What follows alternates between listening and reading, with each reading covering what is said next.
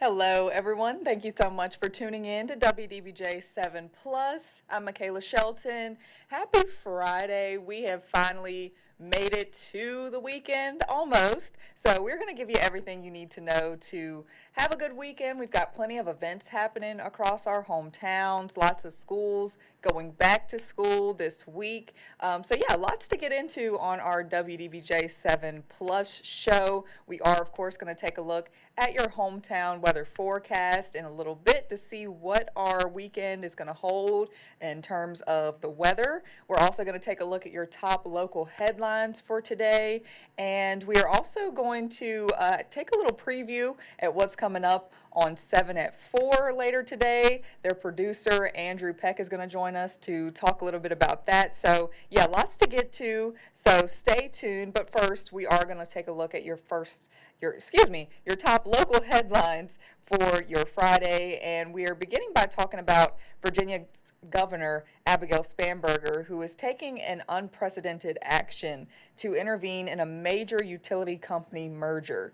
Virginia's Dominion Energy and Florida's NextEra Energy hope to merge in a $67 billion deal. It would be the largest utility merger in U.S. history. Colby Johnson spoke with Governor Abigail Spanberger about her plans.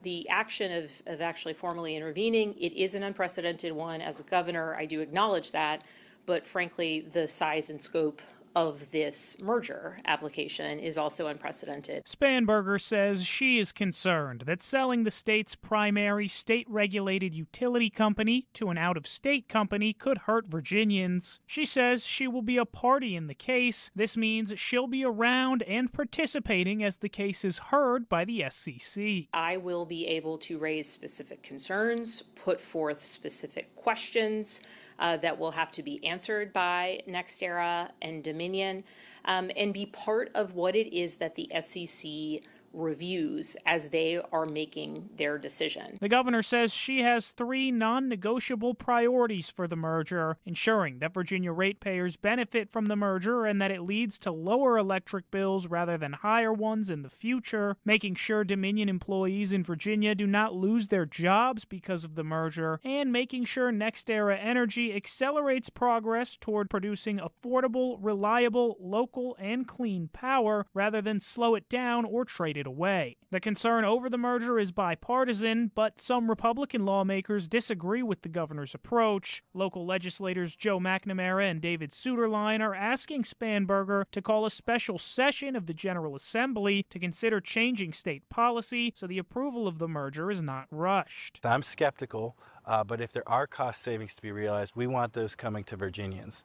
We don't want Virginia to say yes first and then other states get the benefits of more time and get the better deal. Spanberger said she doesn't plan to call a special session. She says the SCC commissioners have told her they believe they have enough time to properly review the case. My priority is not drawing out a time frame wherein I have no ability to impact an outcome or provide feedback or ask questions. My priority is in ensuring that I can be a part of that conversation. In part of a statement to WDBJ7, Dominion Energy says it welcomes the governor's participation in the process. It says her priorities are part of the proposal that includes over $1.7 billion in NextEra shareholder-funded bill credits for Virginia customers.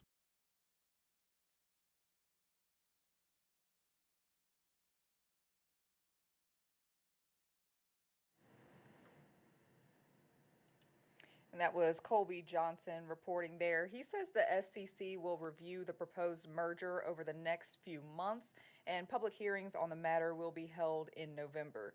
The SCC has until January 15th to make a ruling on whether or not to approve the merger. All right, well, last month, dozens of families in Danville had their SNAP benefits stolen before they could even access the money. The funds could not be replaced, meaning that for weeks, families were unable to buy all the food they needed, causing them to search for affordable food or turn to food banks. Last month, Virginia officials told WDBJ7 those same funds could be at risk for theft again in August. And with a new batch of benefits on the way, we're checking back in on the situation. So our very own Madeline Amati has the latest numbers. Danville DSS gave us a sigh of relief. The brand new numbers show 0 reported SNAP thefts in Danville since August 1st. But last month, well, that was a different story. 125 households reported theft concerns. And for an area like Danville, that carries a huge impact. Think of it this way. Out of every 100 people in Danville who depend on SNAP money, at least one of them had their food funds reportedly stolen in July. That's like multiple classrooms of kids going hungry because of a single month of scams. Now that's based on data from June that tells us over 6,000 Danville residents rely on SNAP to eat. Looming behind those local thefts is a growing cash crunch at the top. Last week, we spoke with Virginia's head of DSS, Duke Storin, who says helping is getting harder. Unfortunately, the federal government is really disinvesting in the SNAP program, not just here with the replacement of benefits, but it's also, starting October 1st, reducing its investment in the administration of the program by 50%. DSS does plan to implement chip card technology in September. That, Storin says, may add another layer of protection for benefit holders. And we just confirmed with Danville DSS that from January to June, only 19 calls came in reporting SNAP theft. Again, there were 125 in July alone. So the advice remains clear. Keep your card locked until the moment you swipe it at the register. People are encouraged to keep checking the Connect EBT app daily. Those are steps that will help keep the calls to 0.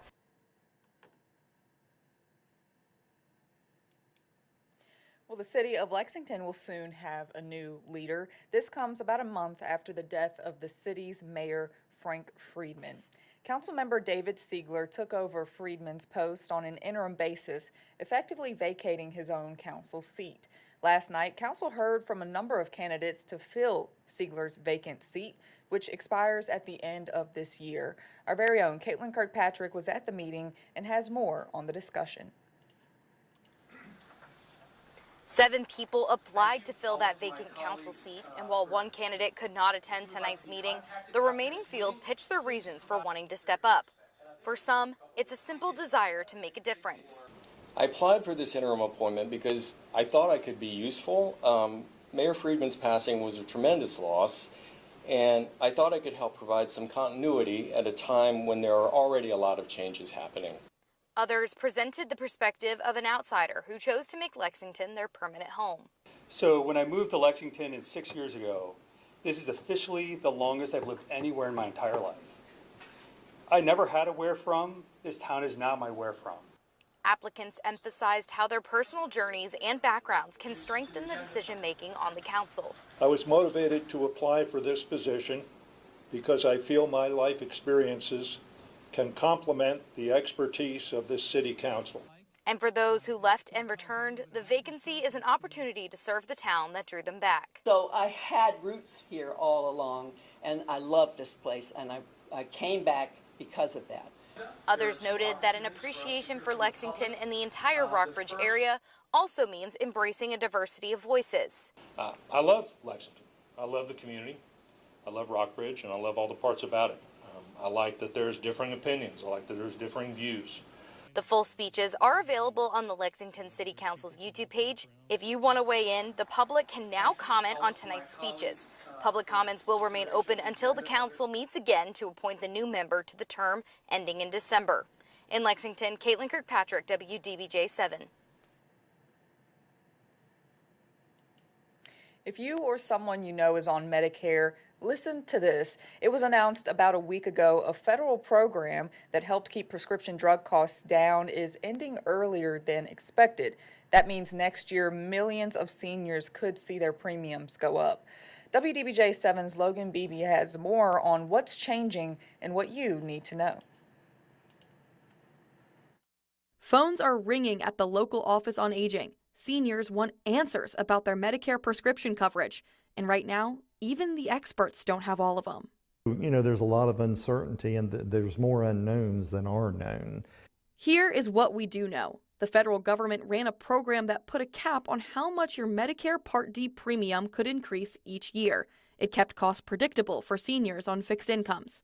That program is now ending 1 year early. Without that cap, insurance companies can raise premiums more than they have in recent years. Your out-of-pocket maximum and your $35 insulin price, those are staying the same. But your monthly premium for your prescription drug plan, that could go up. And right now, no one knows by how much. When it was announced about that Part D subsidy stopping, a lot of people are having a panic mode. Am I losing benefits? Are my premiums going to be skyrocketed? Things like that. The new plan cost and coverage details won't be released until September. That's when seniors will finally be able to see what their options look like for next year. While they might feel far away now, getting ahead might be necessary. Experts warn seniors not to let their current plan automatically roll over, because what's covered and what it costs could look very different in 2027. When October 15th to December 7th comes, that is everybody's opportunity to check your premiums. Find out, and don't just put it in the paper basket, don't just shred it, look at it. What is my price going to be? For seniors already stretching every dollar, an unexpected jump in prescription cost isn't just inconvenient. It could mean choosing between medication and everything else. All right, and as Roanoke County students get ready to head back to the classroom, the division is preparing to lay down some new ground rules for emerging technology. Last night, the Roanoke County School Board met to discuss key updates to its artificial intelligence policy. Our very own Kyra Willis spoke with leaders who say it's about being proactive. AI's here. And so there's two ways you can deal with that, right? We can stick our head in the sand and pretend that AI's not here and that kids aren't using it or teachers aren't using it. Or we can be proactive and really be strategic and map out how to teach kids how to use AI as a tool without replacing the ability for them to think on their own. Roanoke County Public Schools Superintendent Dr. Jamie Soltis says ignoring the progress of artificial intelligence is not an option. Instead, the division is implementing AI zones for teachers and students. Zone 0 bans AI use entirely, keeping work completely student-driven. Zone 1 permits AI only as a thinking tool for feedback, while Zone 2 fully embraces AI for creative cognitive collaboration. But Dr. Soltis stresses that no matter the zone, brain development comes first. As our brains develop when we're young, we need to develop those baseline skills to where we understand that AI is there to help support us, but it can't replace human thought. Roanoke County isn't the only division navigating the fine line of disruptive innovation. In Radford, school leaders are also concerned about maintaining core educational outcomes.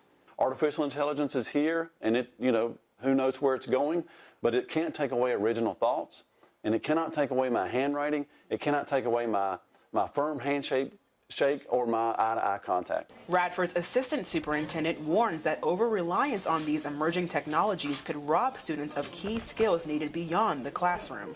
If they are dependent on artificial intelligence or something else to create all of their projects and all of their writing, they're not really learning the process.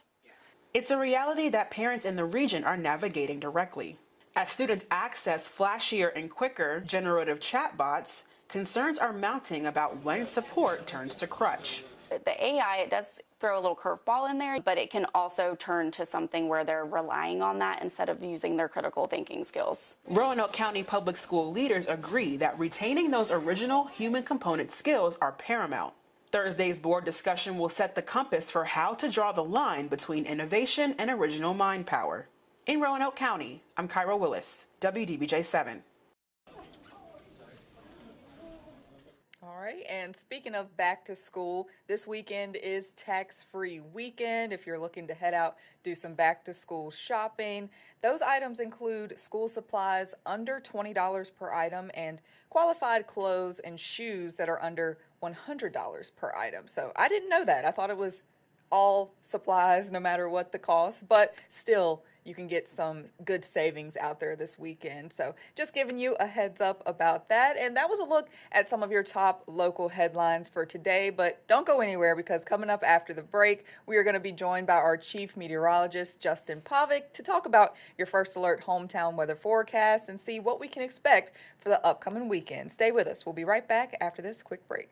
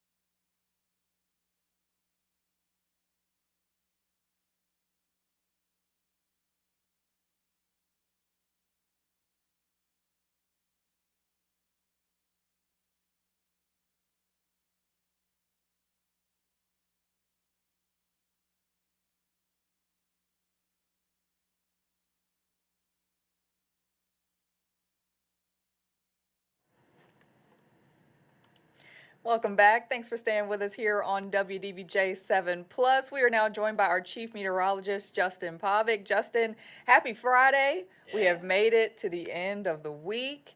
And yeah, it's been pretty nice out. I know some of our hometowns saw some rain here and there, which is really good. But how are we looking for the weekend? Yeah, the weekend, kind of, half and half. First off, it's great to be back on the show here with you. Yes, this week. I know, right? Yeah, right. Time's flown. It's been a good week, Yes. though. So like you said, some hometowns we've seen some rain. Others, it's been dry and very humid. The humidity has not left us here for a couple of weeks now. We go in towards Saturday. We go in towards Sunday. I think we'll see some rain amounts kind of similar to what you're seeing on the screen. Last 48 hours, anywhere from, well, you do see some goose eggs there around Lynchburg and Danville and South Boston. And then we also look back to the north and to the west toward Hot Springs, north toward Bath and Highland counties, and then back west towards, say, Bluefield.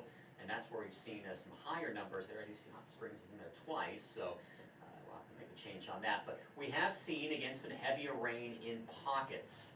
And, we did have a flash flood warning at one point yesterday evening in Carroll County. Most areas, though, have not seen the rain. We had that new drought monitor drop again yesterday, showing us some more improvement, especially through Franklin County and then back into Patrick and Henry counties.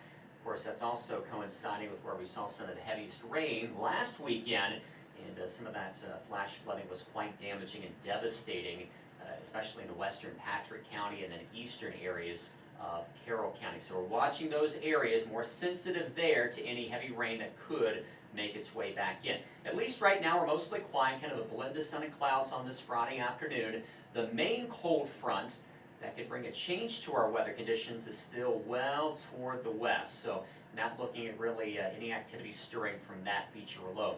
Here's first alert Doppler, closer inspection again, showing a few of those showers lifting their way northbound. Again, this is going to be coming out through Craig County, possibly into Newcastle here through, say, that noon time frame, and then northbound into Greenbrier County, coming up on Interstate 64. Nothing severe expected today. Again, this was Thursday.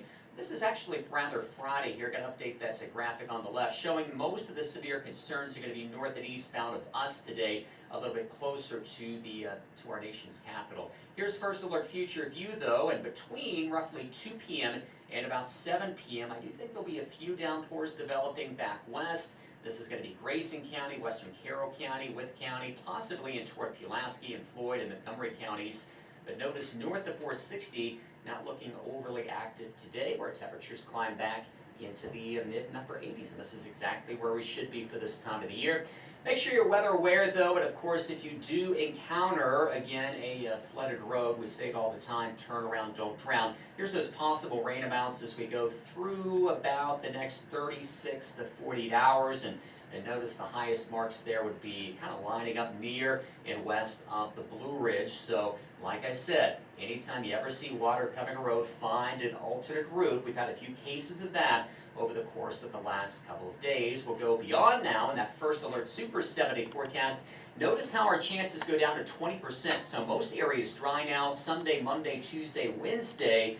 But we do start to heat things back up a little bit. Many hometowns in the 90s, I think for 2 if not 3 days. The humidity's still there, so it's going to start to feel a little more oppressive outside. I don't think we'll go first alert weather days, nothing record-breaking, but we'll definitely notice a bit of a change before we get back into a bit of a rainier period later on next week again. All right, yeah, I'm glad to see the 90s back on the board. Personally, I'm getting tired. Yeah, I'm getting tired of people saying October and talking about pumpkin spice lattes, okay? Wait, did you say October? Yeah, that's what people are saying. Like, they're so ready for fall that it's October. I love fall. Yeah. I also love my summer. So, Exactly. You know, once summer's gone, it's gone. Right. Yes, I don't want to wish it away too fast. Right. You know, I feel like it just got here. But the kids are going back to school. You know, it is getting that time. But I'm glad to see some heat coming because I know it is going to be gone before we know it, just with a snap of a finger. Days, So, not too many left. yeah, exactly. Got to savor that. Yeah.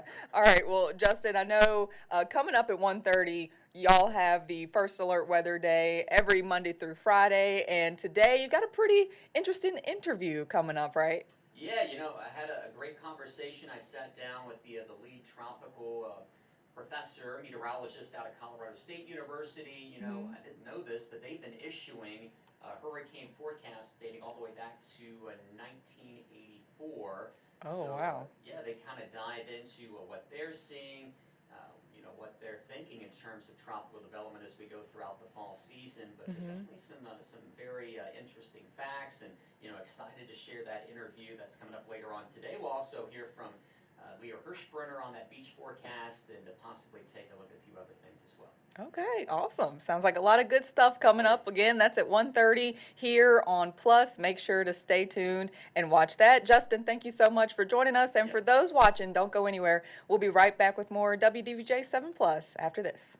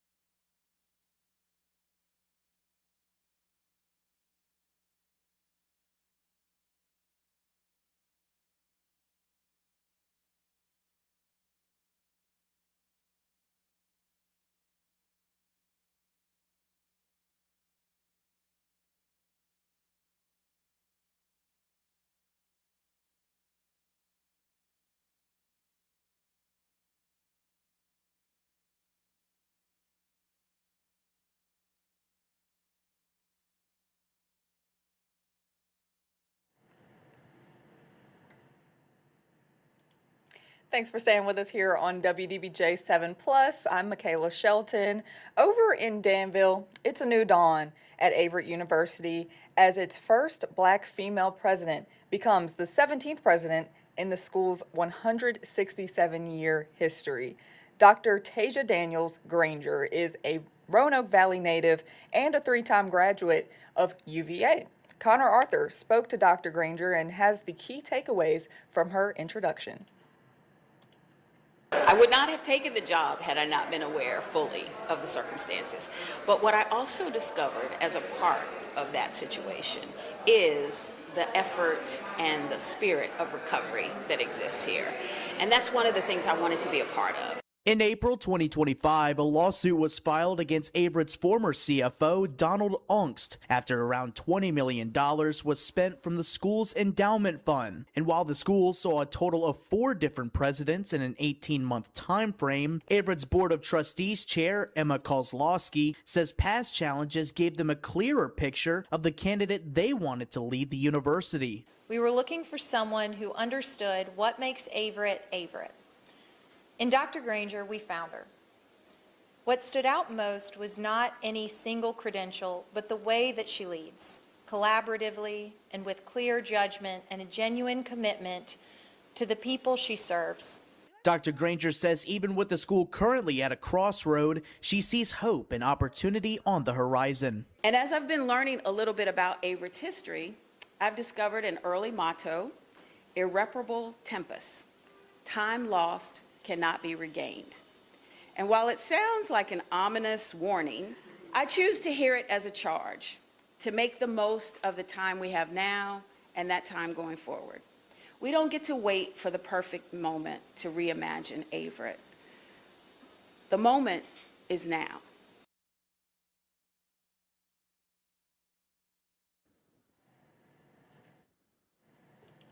Well, congratulations to her. And Connor spoke with a former Board of Trustees member who was a part of Dr. Granger's hiring, and they told him the hire felt like a breath of fresh air. Faculty and staff are scheduled to return to campus on Monday, with the first day of classes for students on Wednesday, the 19th. All right, well, every year, thousands of people in Pulaski County call 911, not because of a life-threatening emergency, but because they don't know where else to turn. Now, one paramedic is working to change that, connecting residents with the resources they need before a crisis happens. Our very own Ben Wolf has the story.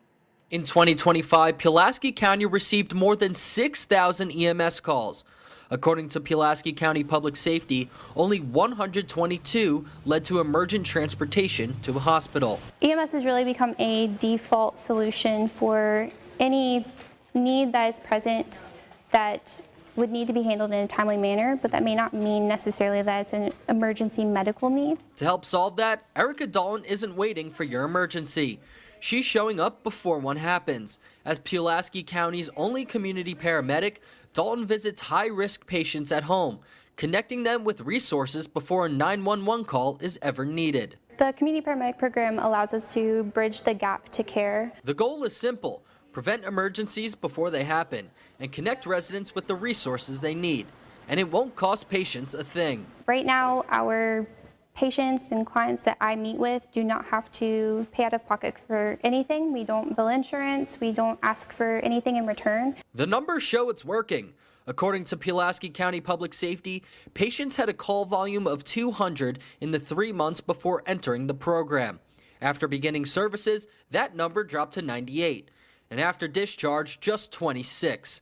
Dalton currently carries a caseload of 70 patients. Dalton says the program is built on community collaboration and is already being used to help shape a future community paramedicine education program at Radford University. The Radford University CARES program and the community paramedicine program are 2 shining examples of how when we can work together, not only as an institution, but also with community partners, how we can make a real difference in the lives of the citizens of Virginia. Those discussions are still ongoing, but Dalton says collaboration is already at the core of everything she does. The entirety of its foundation is built off of getting our community partners involved and ensuring that we have connections with them to be able to connect our patients directly to them in their times of need. And for Dalton, it all comes back to one thing. I think the role of a community paramedic is putting the unity back in the term community.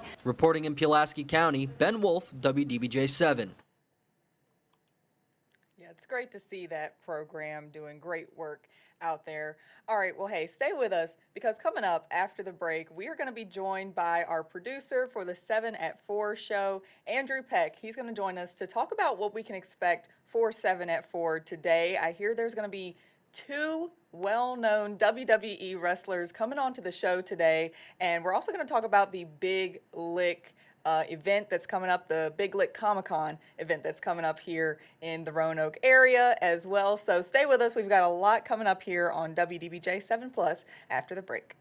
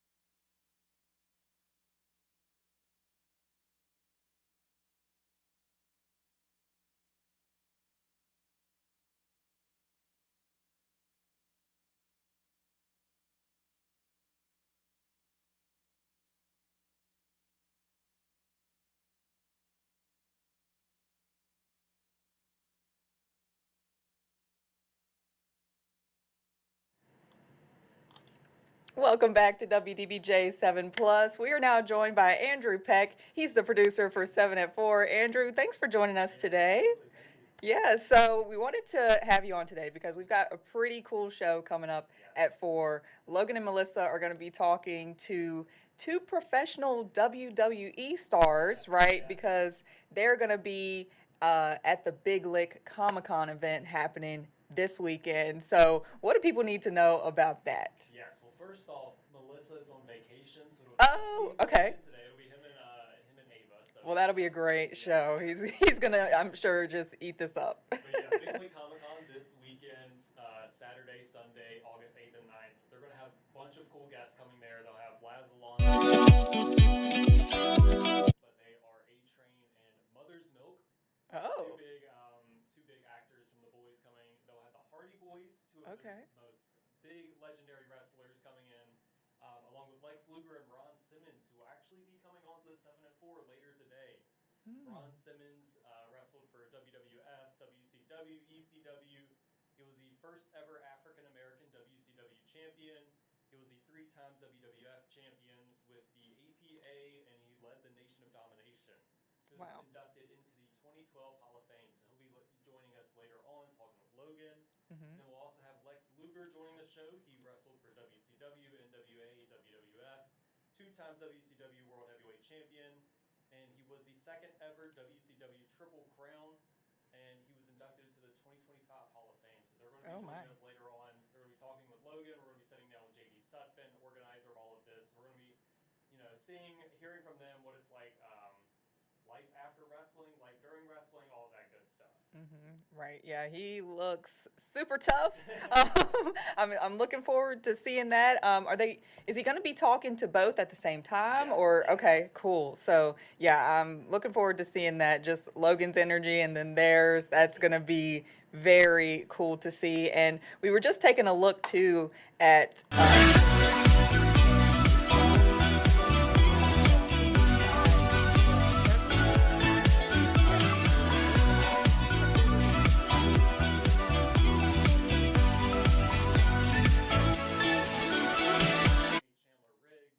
Oh my God. Yes, I love The Walking Dead. I'm rewatching that right now because my boyfriend hadn't seen it before. So I'm like, no. We've got to get this right. So, wow, okay. Did you meet anyone else? A few years later, we met Ezekiel's actor from The Walking Dead. No way. Big Walking Dead fans. So. Yes, same here. So I'm sure there will be, look, there you go right there. Did you see that? That was Ezekiel. On the screen. So if you're into Walking Dead, I'm sure there will be at least some memorabilia there. And who knows, there might be just, some other famous people that end up there. You got a lot of Star Wars I see going on. Looks like cosplay there. Yes, Disney. Wow. That's awesome. And so again, this is happening this weekend at the Berglund Center. Do you know if there's tickets that need to be purchased? Okay. Online. The line is usually wrapped around the Berglund Center almost all the way. So get those tickets online. You don't want to be waiting out there.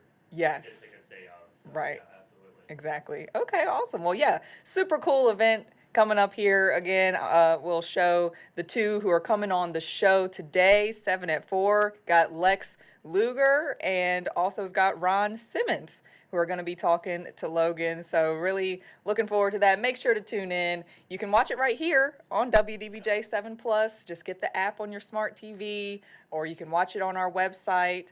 And yeah, really looking forward to that. Awesome. Thanks. Maybe we'll get Logan in a headlock. Yeah. Yeah, they might get into a little wrestling match there. That'll be cool. Yeah, awesome. Excited for them to come to the studio today. So, yeah, thank you so much, Andrew, for giving us a little sneak peek into 7 at 4 today. But hey, stay with us because after the break, we're going to take a look at some health news for you and a really sweet story about two little girls who are giving back to our local schools, giving supplies to kids who are going back to school. Really cool story. Stay with us. We'll be right back.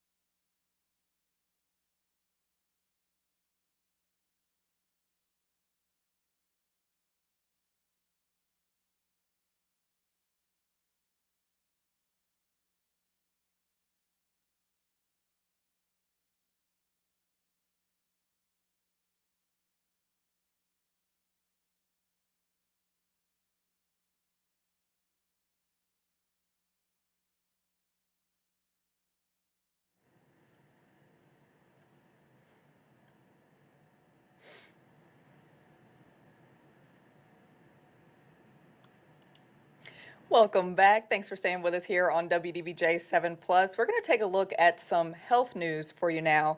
There's one specific weight loss drug that could have major benefits for high-risk patients with type 2 diabetes. WDBJ7's Amir Massenberg has that story and more in this Hometown Health. Here are your Hometown Health headlines. For high-risk patients with type 2 diabetes or heart disease, the GLP-1 drug trizepatide could have a major benefit. A study published in the British Medical Journal found high-risk patients taking the drug had a lower risk of heart attack or stroke. The study also found patients experienced fewer infections requiring hospital admission and infection-related death. And researchers say they have identified 3 factors linked to delaying the onset of dementia. An NYU Grossman School of Medicine study says having normal blood pressure, no diabetes, and not smoking was linked to living 13 years longer without dementia. Other factors like a healthy diet and staying active also help. Women tended to live longer than men without developing dementia. And type 2 diabetes can make the symptoms of menopause worse. That's according to a new research published in the journal Menopause that says diabetes patients experience more symptoms of menopause and more severe symptoms, especially in postmenopause. Women in midlife face an increased risk of being diagnosed with type 2 diabetes. For your Hometown Health, I'm Amir Massenberg. All right, and in other health news, tick populations in Virginia have grown significantly over the years, and researchers say it's due to a warmer climate and the greater number of deer. Alpha-gal is one of the most common tick-related illnesses in Southwest Virginia. Now doctors are shifting the focus of their research. Our very own Robert Westerman tells us why they're trying to figure out who exactly gets the red meat allergy and why. When Tony Farmer found out he had an alpha-gal allergy, his life was changed immediately. Paranoid. Simply put, paranoid. Farmer is the director of a wastewater treatment plant in Big Island. He says he was bitten by ticks one day during work. That night, he experienced excruciating stomach pain that put him in the hospital. At first, doctors didn't know what it was. A blood test showed he had alpha-gal. An extreme case. Sometimes it would hit me after I went to sleep. I didn't even want to go to bed. It's not like a peanut allergy, and you won't even know it. You know, you just be out doing something, and 3 or 4 hours later, that's when it'll kick in. Researchers at the University of Virginia have been leading alpha-gal research for the last 20 years. Dr. Jeffrey Wilson is an associate professor of medicine and a leading tick expert. He says alpha-gal is an unusual allergy. That's because someone who has the antibodies might not have the allergy itself. There are a lot of people in our community who make allergic antibodies to alpha-gal, but don't end up in the allergy clinic. They don't necessarily develop overt red meat allergy. That conclusion led researchers to change their focus. Their goal now is to figure out why certain people get the allergy and others don't. We're trying to characterize and figure out if there's different quality of these antibodies, which could help explain why some people who get a tick bite start making allergic antibodies to alpha-gal, have overt red meat allergy, and some people don't. So it's possible that there's a qualitative difference in the antibodies between different people. Wilson says doctors are exploring therapy and injections as treatment options. Farmer says he underwent an acupuncture. It ended up solving his problem. I felt ecstatic. You know, I don't know what I would have to do. I'm still working here. I love my job. But I make sure that I take precautions now when I go out there, you know, spray, the boots and all that. And, you know, if you ever question it, to people at home, please check yourself. You know, when you get in the shower or whatever, if you see it, pull it. Reporting in Lynchburg, Robert Westerman, WDBJ7. All right, well, that was a look at some health stories for you now. Now we're going to switch gears and take a look at a new Hometown Eats episode. Logan is going to take us to Mountain Lake Lodge to showcase Salt Pond Pub in this Hometown Eats. Take a look. Welcome back to 7 at 4 on the road here in Giles County.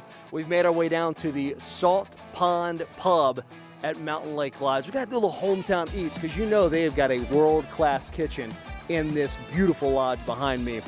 And I'm telling you what, I got all kind of pizzas. I got a hot dog that is in like maybe a piece of toast. So is a hot dog a sandwich? I don't know. I say it's not. Chelsea Edwards, the director of food and beverage, might have another opinion of that. Chelsea, what's up? How are you doing? Hey, how's it going? I'm saying it's a bun. It's a split top. Split top. It could be a piece of toast if you want. But it's not a sandwich. Definitely Is it a not. sandwich? Definitely not a sandwich. It's just a hot dog. See, it's a standalone thing right there. She's the expert. Chelsea, you guys are open 7 days a week, Memorial Day to Labor Day down here. A beautiful spot. Tell us a little bit about the Salt Pond Pub. Well, Mountain Lakes for 175 years has been the spot to come to. Salt Pond Pub being our newest venue for us, it's our outdoor spot. You can come here with your family, your friends, your pets. And it's a little bit of something for everyone. Yeah, and she's talking about the pets. You can see Spence, the general manager. Hello there, Spence. How you doing? And then there's Vinny, a beautiful rescue dog, by the way. They got the Lodge dog, right? Lodge dog, right here from Giles. How about that? So if you've got a pet, and I know you do, and you're like, I want to travel. I'd love to get up there, but I don't know if I could bring my pet. You can bring your pet with you. So Chelsea, let's talk about this awesome spread here. I like, it looks like the tavern style thin pizza. Absolutely. So you have your thin crust right out of the pizza oven, and it's a smorgasbord. There's something for everyone. You have everything from your pig and fig, which is fig jam, pork belly, red onion, and balsamic drizzle.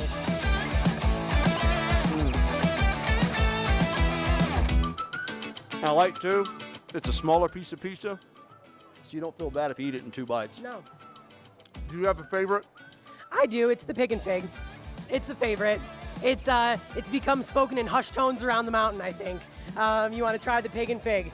Fig jam is amazing. Whether you'd like to believe it or not, all of the crust is gluten-free. So get out of here. Swear. This is a cauliflower crust. It says in little bitty letters at the bottom of the menu. Chelsea says if you want pizza, but you can't do it because of all the gluten, you can eat the pizza here. And what are the hours again? 11 to 11 every single day. Your nachos. That all accompanies our alcoholic slushies. This is called the Lost Lake, right? It is. So we have found the lake of Mountain Lake is right here in this cup. Of course, next to this gorgeous looking chili cheese dog, a lot of big thick cut onion on there. You gotta have it. Yeah, you gotta. I'm never gonna turn away from a hot dog. I don't think I've seen a bun like that before, Chelsea. It's a great choice. It is. It's a cool bun. It's a little bit of toast, a little bit of bun, all epic. Yeah. Oh, hot dog, no sandwich here.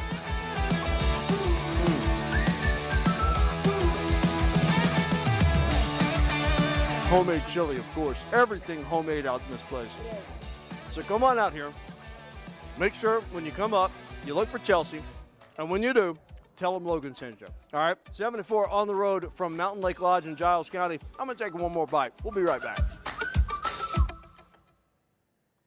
I love it. Looks delicious. Looks so good. They did a Mountain Lake Lodge special that aired yesterday, and if you weren't able to see it, you can go back and watch that over on our website as well. All right, now we're going to take a look at 2 little girls who are giving back to 2 schools in one of our hometowns, and they're not even from the area. They are cousins, Nyla and Alana, and they held a Glam Tweens Give Back event at Patrick Henry Elementary School's open house yesterday. Take a look. So, start by introduce yourselves and tell us a little bit about what's going on outside. I'm Nyla. I'm Alana. And right now what's happening outside is the Back to School Bash of 2026 at Patrick Henry Elementary School. So today we're giving out school supplies and we're giving out emergency kits and snacks to kids. And we have a teacher shop over there that we're giving teachers like a bunch of school supplies that they can just use for their classroom. Why is this something that you girls wanted to do?